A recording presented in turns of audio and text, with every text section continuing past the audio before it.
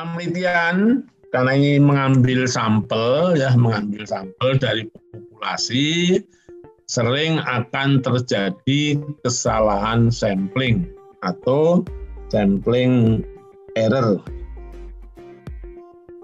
Nah, kemungkinan sampling error ada yang disebut dengan population specification error, kesalahan dalam spesifikasi.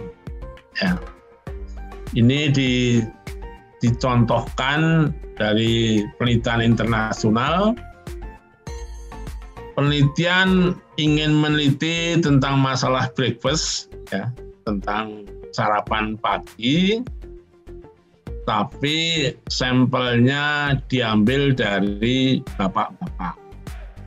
Padahal yang terkait dengan breakfast adalah ibu-ibu dan anak-anak. Ini terjadi spesifikasi, kesalahan spesifikasi.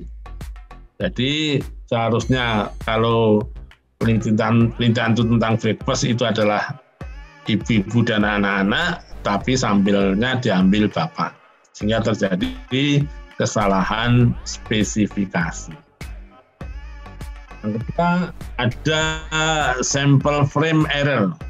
Ini dicontohkan pada waktu survei Presiden Roosevelt, ya, di Amerika, pemilihan presiden, tapi quick count-nya mengambil sampel orang-orang yang mempunyai mobil. Jadi diwakili oleh orang-orang yang mempunyai mobil. Karena sampelnya salah, sehingga terjadi kesalahan dalam generalisasi. Lalu ada selection error.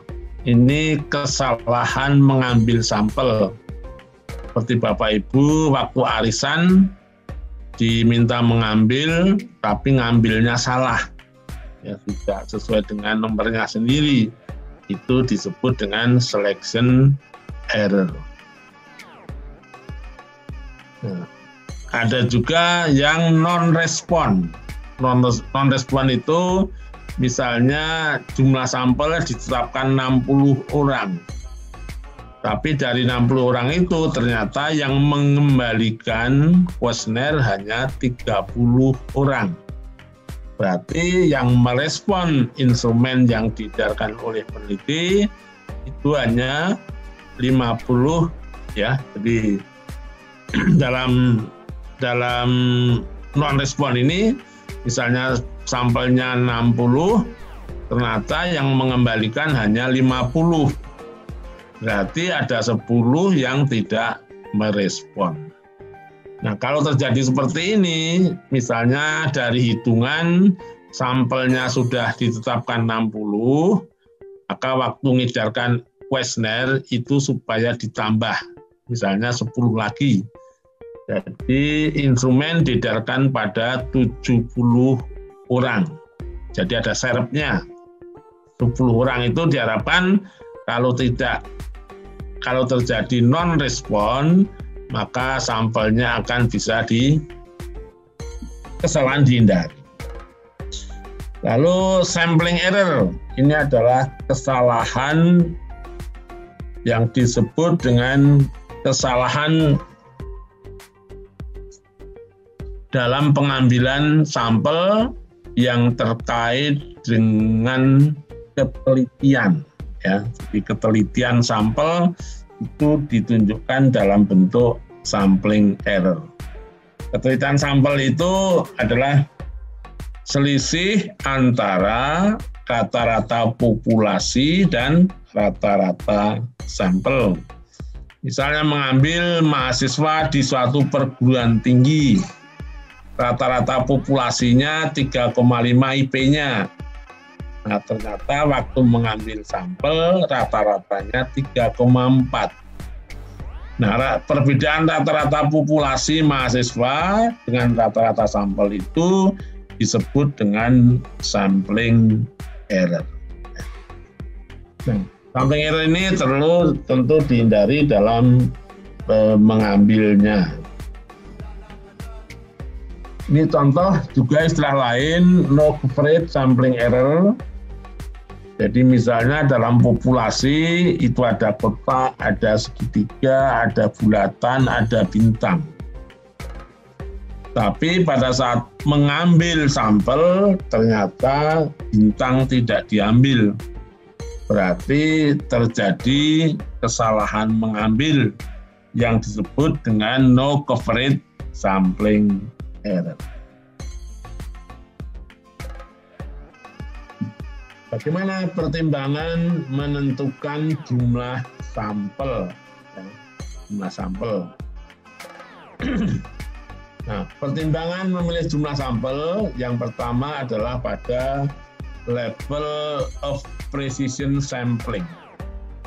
Jadi level of precision sampling tadi sama dengan sampling error.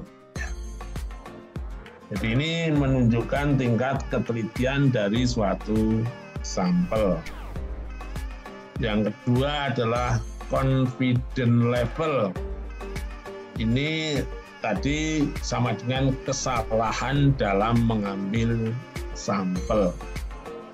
Jadi kalau confidence level itu, misalnya confidence level 95%, berarti setiap 100% ya yang diambil menjadi sampel, nanti akan ada 5% yang salah. Itu confidence level. Dan yang ketiga adalah degree of variability. Jadi populasi itu semakin heterogen, maka sampelnya itu akan semakin banyak.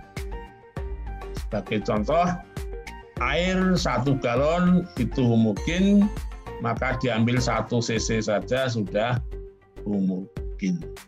Tapi namanya populasi itu orang, dan orang itu satu sama lain nggak ada yang sama, maka makin bervariasi suatu kelompok, ini akan semakin banyak sampelnya. Ya. Nah, ini yang disebut dengan level of precision. Populasinya adalah yang hitam, di mana rata-ratanya adalah mu, ya, rata-rata populasi. Nah, dari populasi ini peneliti mengambil sampel 1, sampel 2, dan sampel 3. Nah, ternyata setelah 3 sampel itu dilihat rata-ratanya, maka sampel 2 rata-rata simpangannya adalah X1, sampel 2 simpangannya X2, dan sampel 3 simpangannya X3. Nah, dari gambar tersebut ternyata yang sampling error-nya itu paling rendah adalah sampel nomor 2. Ya, sampel 2 itu rata-rata sampelnya mendekati rata-rata populasi, sehingga sampling error-nya menjadi rendah. Nah, ini confidence level. Dalam populasi ada biru muda, ada biru tua, ada merah. Nah, orang pertama mengambil sampel yang diperoleh semuanya warna biru. Berarti ini terjadi kesalahan mengambil sampel. Yang benar adalah yang nomor 2, karena bisa mewakili dari seluruh populasi.